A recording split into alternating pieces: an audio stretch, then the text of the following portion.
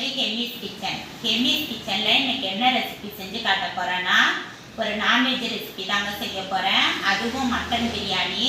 என் பொண்ணுங்க ரொம்ப ஆசைப்பட்டு கேட்டாங்க. ரொம்ப நாளாகுதுமா நம்ம வீட்டில் பிரியாணி பண்ணித்தாங்கன்னு கேட்டாங்க.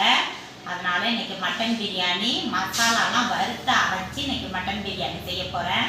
ரொம்ப வித்தியாசமான முறையில். வாங்க அந்த மட்டன் பிரியாணி எப்படி செய்யுதுன்னு பார்க்கலாம். நான் இன்றைக்கி ஃப்ரெஷ்ஷாக பிரியாணி மசாலா அரைச்சி தாங்க நான் மட்டன் பிரியாணி பண்ண போகிறேன். அந்த பிரியாணி மசாலா அரைக்கிறதுக்கு ஒரு அரை ஸ்பூன் தனியா போட்டுக்கிறேன். ஒரு 4-5 காஷ்மீரி மிளகாய் எடுத்திருக்கேன், அதையும் போட்டுக்கிறேன். கொஞ்சோண்டு கல்பாசி பூ எடுத்திருக்கேன், அதையும் போட்டுக்கிறேன். ஒரு ஸ்டார் எடுத்திருக்கேன், அதையும் போட்டுக்கிறேன். பட்டை ஒரு துண்டு எடுத்திருக்கேன், அதையும் போட்டுக்கிறேன். மிளகு எடுத்திருக்கேன் அரை ஸ்பூன், அதையும் போட்டுக்கிறேன். சோம்பு அரை ஸ்பூன் எடுத்திருக்கேன், அதையும் போட்டுக்கிறேன். ஜீரகம் ஒரு 1/4 ஸ்பூன் எடுத்திருக்கேன், அதையும் போட்டுக்கிறேன். ஒரு 4 கிராம்பும் ஒரு 4 ஏலக்காயும் எடுத்திருக்கேன், அதையும் போட்டுக்கிறேன்.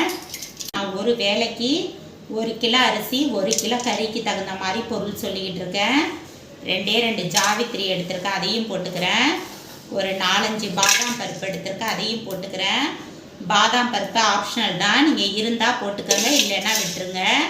கொஞ்சோண்டு கஸ்தூரி மேத்தி எடுத்துருக்கேங்க, அதையும் போட்டுக்கிறேன்.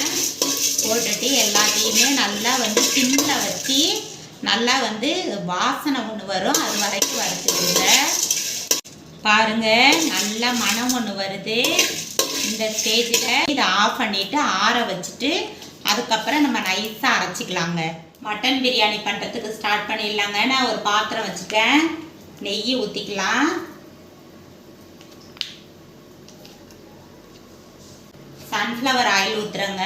தேங்காய் எண்ணெயில் கூட செய்யலாம், கடலை எண்ணெயில் கூட செய்யலாம். நமக்கு தேவையான அளவுக்கு எண்ணெய் ஊற்றிக்கலாம். எண்ணெய் நல்லா சூடாயிடுச்சு. நான் ஒரு 4 பெரிய வெங்காயம் எடுத்து நீல வாக்கில் கட் பண்ணி வச்சுருக்கேன், அதை போட்டுக்கலாம். நான் ஸ்பைசஸ்லாம் எதுவும் போடலாங்க தாளிக்கிறதுக்கு. ஏற்கனவே நம்ம பட்டை கிராம்பு எல்லாம் வறுத்துருக்குறோம், அதுவே போதும். ரொம்ப ஸ்பைசஸ் போட வேணான்னு நான் எதுவும் போடலை. வெங்காயம் நல்லா கொஞ்சம் ப்ரௌனிஷாக வதங்கட்டும், அந்த அளவுக்கு நல்லா வதக்கி விட்டுடலாம். பாருங்கள், இந்த வெங்காயம் வதங்கும் போதே பிரியாணிக்கு தேவையான உப்பையும் போட்டுக்கலாம். உப்பு போட்டு வதக்கினா சீக்கிரம் வதங்கிடுங்க, அதனால் உப்பு போட்டு வதக்கிடுவோங்க. பாருங்கள், வெங்காயம் நல்லா வதங்கிக்கிட்டு இருக்கு. இந்த ஸ்டேஜில் நான் ஒரு கைப்பிடி நிறையா புதினா எடுத்துருக்கேன், அதையும் போட்டுக்கலாம். புதினாவை போட்டு நல்லா வதக்கி விடுங்க. பாருங்கள், வெங்காயம் நல்லா வதங்கிக்கிட்டு இருக்கு. இந்த ஸ்டேஜில் ஒரு 3 பச்சை மிளகாய் உடச்சிட்டு சேர்த்துக்கிறேங்க. வெங்காயத்தை எந்த அளவுக்கு வதக்குறீங்களோ அந்த அளவுக்கு டேஸ்ட்டு நல்லாயிருக்கும். கொஞ்சம் நல்லா டைம் எடுத்து வெங்காயத்தை வதக்கிக்கோங்க. வெங்காயம் ஓரளவுக்கு நல்லா வதங்கிடுச்சுங்க. நான் ஒரு 4 பழம் பெரிய பழமாக பார்த்து தக்காளி கட் பண்ணி வச்சுருக்கேன், அதையும் போட்டுக்கலாம். போட்டுட்டு நல்லா குழைவாக வதக்கி விட்டுடலாம். பாருங்கள், தக்காளி போட்டு நல்லா வதக்கி விட்டுட்டோம். நல்லா வதக்கிட்டு இப்போ நம்ம இஞ்சி பூண்டு பேஸ்ட்டு சேர்த்துக்கலாங்க. ஒரு 100லேருந்து 150 கிராம் வரைக்கும் இஞ்சி பூண்டு பேஸ்ட்டு போடலாங்க. ஏன்னா நம்ம 1 கிலோ கறி போடுறதுனால இஞ்சி பூண்டு பேஸ்ட் போட்டால் தான் நல்லாயிருக்கும். நம்ம சேர்த்துக்கலாம்.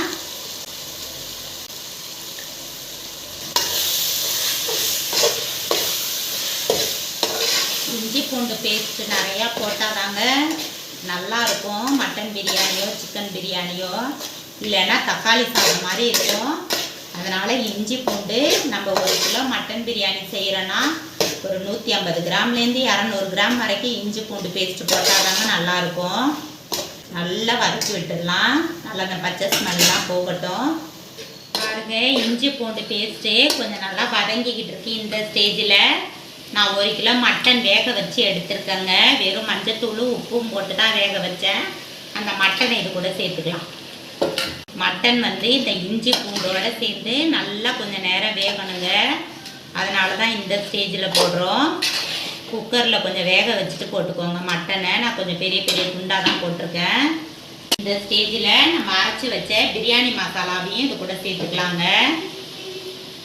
நான் எல்லாத்தையும் ஒரு வேளைக்கு தான் எடுத்தேன், எல்லா மசாலாவையும் சேர்த்துக்கிறேன்.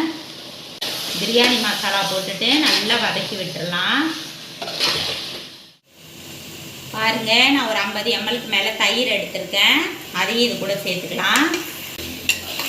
தயிர் போட்டுட்டு நல்லா மிக்ஸ் பண்ணி விட்டுடலாம்.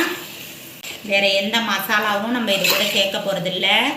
காரத்துக்கு பச்சை மிளகாய் ஒரு 4 போட்டிருக்கோம். அதோட காஷ்மீரி மிளகாயும் போட்டிருக்கோம். உங்களுக்கு காரம் பத்தலைன்னா நீங்கள் மிளகாத்தூள் சேர்த்துக்கலாம். நம்ம எல்லாமே வறுத்து பொடி பண்ணி தான் போட்டிருக்கோம். பிரியாணி மசாலா டேஸ்ட் அவ்வளோ சூப்பராக இருக்கும். இது நல்லா இந்த மசாலாவோட சேர்ந்து நல்லா வதங்கட்டுங்க. பாருங்கள், மசாலா நல்லா வதங்கி வெந்துக்கிட்டு இருக்கு. இந்த ஸ்டேஜில் நான் காஷ்மீரி மிளகாத்தூள் ஒரு 1.5 ஸ்பூன் சேர்க்குறேங்க. இது காரம் இருக்காது, கலருக்காக தான் சேர்க்குறது. நல்லா வதக்கி விட்டுக்கலாம். பாருங்கள், நான் இந்த கிளாஸால் 4 கிளாஸ் அரிசி போட்டேங்க. 4 கிளாஸ் பாஸ்மதி அரிசி போட்டேன். நீங்கள் சீரக சம்பாலையும் செய்யலாம், இல்லை துளசி அரிசி 24 கேரட் எதில் வேணாலும் பிரியாணி பண்ணலாம். நான் இன்றைக்கி பாஸ்மதி அரிசி தாங்க எடுத்துருக்குறேன். 1க்கு 1.5 கணக்கில் தண்ணி 4 கிளாஸ் அரிசிக்கு நான் அளந்து வச்சுருக்கேன். இப்போ அந்த தண்ணி எடுத்து நம்ம ஊற்றிக்கலாம். நான் மட்டன் வேக வைக்கும் போதே கொஞ்சம் மஞ்சத்தூள் போட்டு தாங்க வேக வச்சேன். அதனால் மஞ்சத்தூள் நீங்கள் மட்டன் வேக வைக்கும் போதே நீங்கள் பார்த்து போட்டுக்கோங்க. நம்ம நான்வெஜ் எது செஞ்சாலும் கொஞ்சம் மஞ்சத்தூள் போடணுங்க. மஞ்சத்தூள் போடலைன்னா நல்லா இருக்காது நான்வெஜ் சாப்பிட. பாருங்கள், இந்த இலை ரம்ப இலைன்னு சொல்லுவாங்கங்க. பிரியாணிக்கெலாம் போடுவாங்க முஸ்லீம்ஸ் வீட்டில எல்லாம். அந்த இலை ஒரு 2 நான் போடுறேன். நல்லா வாசனையாக இருக்கும். பாருங்கள், நான் ஒரு 1/2 பழம் லெமன் எடுத்திருக்கேன். அதோட ஜூஸை ஊற்றிக்கிறேன். ஊற்றிட்டு நல்லா மிக்ஸ் பண்ணி விட்டுக்கலாம். நல்லா கொதிக்கிட்டுங்க. கொஞ்சம் நேரம் மூடி போட்டு மூடிடலாம். பாருங்கள், நல்லா கொதிக்கிட்டு பாருங்கள். இந்த ஸ்டேஜில் நம்ம ஊற வச்ச பாஸ்மதி அரிசியை இது கூட சேர்த்துக்கலாம். பிரியாணி பண்ணுறது ரொம்ப ஈஸிங்க. பேச்சுலர்ஸ் கூட டக்குன்னு செஞ்சிடலாம்.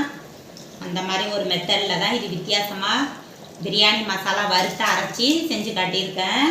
நம்ம ஒரே மாதிரி மிளகாத்தூள், மஞ்சத்தூள், கரம் மசாலா தூள்னு போடாமல் இந்த மாதிரி ஒரு பிரியாணி மசாலா வறுத்து அரைச்சி செஞ்சு பாருங்கள். டேஸ்ட்டும் மனமும் அவ்வளோ சூப்பராக இருக்கும்.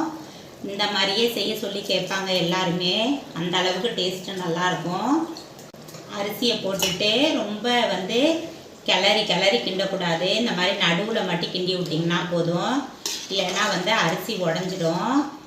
நடுவில் மட்டும் இப்படி கிண்டி விடுங்க போதும். இந்த ஸ்டேஜில் உப்பு காரெல்லாம் செக் பண்ணிக்கோங்க. பாருங்கள், அரிசியும் தண்ணியும் நல்லா ஒன்றா மிக்ஸ் ஆகிடுச்சு பாருங்கள். இந்த மாதிரி கொஞ்சம் மசாலா இருக்கிற மாதிரி பிரியாணி பண்ணாதாங்க நல்ல டேஸ்ட்டு சூப்பராக இருக்கும். இல்லைன்னா வெறும் தக்காளி சாதம் மாதிரி இருக்கும். நல்லா இஞ்சி பூண்டு தாராளமாக போட்டு இந்த மாதிரி நல்லா மசாலா கொடுத்து நீங்கள் பிரியாணி செஞ்சு பாருங்கள். டேஸ்ட் அவ்வளோ சூப்பராக இருக்கும். அதனால தான் ஒவ்வொருத்தரும் பிரியாணி செய்யும்போது ஒரு வித்தியாசப்பட்டுட்டு நம்ம இஞ்சி பூண்டு பேஸ்ட்டும் நல்லா இந்த மாதிரி பிரியாணி மசாலாலாம் சேர்த்து அரைச்சி பண்ணும்போது அவ்வளோ டேஸ்ட்டு சூப்பராக இருக்குங்க. நான் பக்கத்து அடுப்பில் சிம்மில் வச்சு தோசைக்கல்லை சூடு பண்ணி வச்சுருக்கேன். இப்போ இதை நம்ம தம் வச்சுக்கலாம். பாருங்கள், நான் அடியில் ஒரு தோசைக்கல் வச்சுட்டு மேலே பிரியாணி சட்டியை தூக்கி வச்சுட்டேன். இது மேலே லைட்டாக நெய் போட்டுக்கலாம். ஒரு 2 ஸ்பூன் நெய் போட்டுக்கலாம். போட்டுட்டு நல்லா மிக்ஸ் பண்ணி விட்டுட்டு அதுக்கப்புறம் நம்ம மூடி போட்டு மூடி ஒரு 15 நிமிஷம் தம்மில் வச்சிடலாங்க. இப்போ மூடி போட்டு மேலே வெயிட்டை தூக்கி வச்சிடலாங்க. அடுப்பை ரொம்ப ஸ்லோ ஃப்ளேமில் வச்சு எரிய வைங்க. அப்போ தான் அடியில் உள்ள சாதம் கரிஞ்சு போகாமல் இருக்கும். இதே மெத்தடில் நீங்கள் குக்கர்லேயும் செய்யலாம். நான் பிரியாணி எப்படி வந்துச்சுன்னு காட்டுறேன்.